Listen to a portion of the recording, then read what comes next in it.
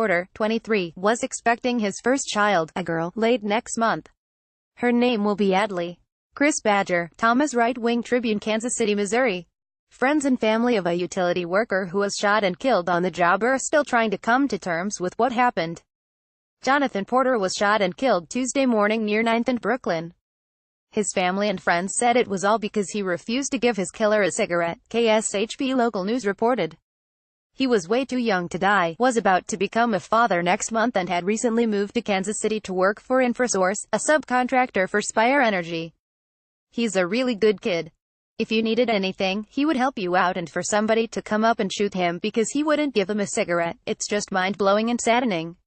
Tilda Jordan Schwartz, Porter's friend, Tuesday morning. A black male in a blue hoodie approached the men at the work site. He approached Porter and asked for a cigarette. Porter, who doesn't smoke, told the man he couldn't help him.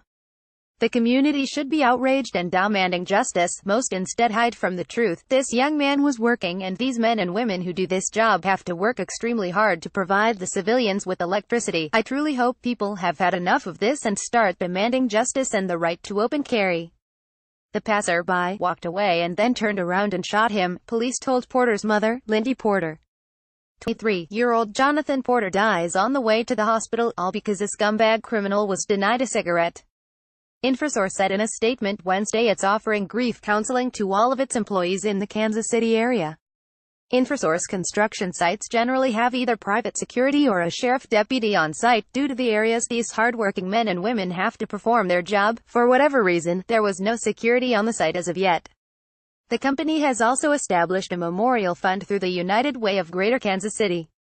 To donate, visit https://app.mobilecause.com/form/NOU. Porter's mother wishes the gunman had known Porter, because then he surely wouldn't have pulled the trigger, she said. His smile would light up the room. He was just perfect. Everybody who knew Jonathan absolutely loved him. He was just the sweetest boy. Porter grew up in Appleton City, about 80 miles south of Kansas City. As a child, he'd often pull his mother into spontaneous dancing, no music or anything.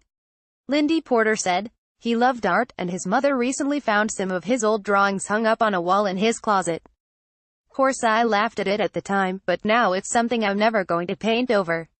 Lindy Porter said. Kansas City Star. It is common practice for companies that have to work in Kansas City to provide armed security for their employees. Kansas City is notorious about hiding their news, pushing their homicides into the shadows so that the rest of the nation is unaware of just how bad it is.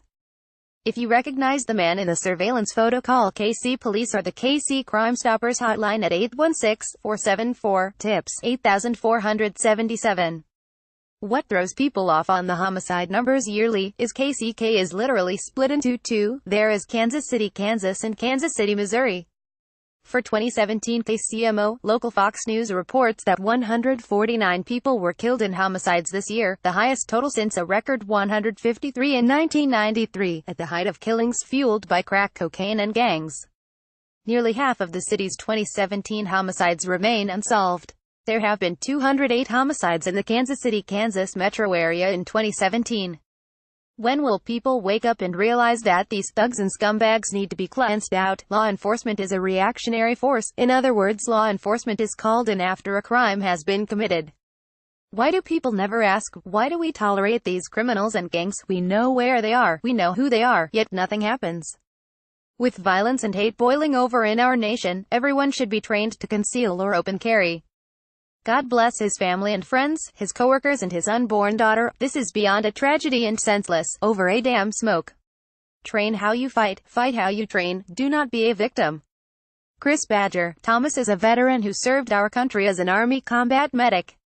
Together we will make America great again. Dean James III. America's freedom fighters. Follow us on Facebook at Nation in Distress.